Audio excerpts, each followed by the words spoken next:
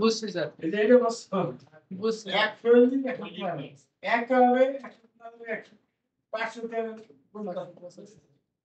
এবার বললাম এত সেটা 30 সমান 0 সমান 500 না দিয়ে অবস্থায় 500 আদি অবস্থায় মানে 30 সমান 0 তাহলে তো 500 আর 30 জন তো 10 বছর পর সমান সংখ্যা কত আছে 575 30 সমান 10 হবে মানে সংখ্যা হবে 500 আর এই পাশে আমি দাও এই এক কিন্তু দাও এই বাম পাশে n না n মান তো যাবে না প্ল্যান দাও 30 সমান 0 ডান পাশে তো t এটা বাম পাশে n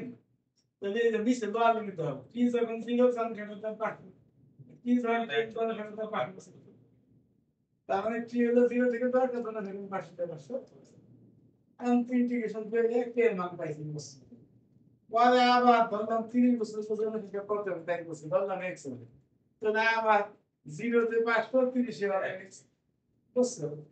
আর আবার ইন্টিগ্রেশন করে কে মান বসাই দিলাম একদম ঠিক আছে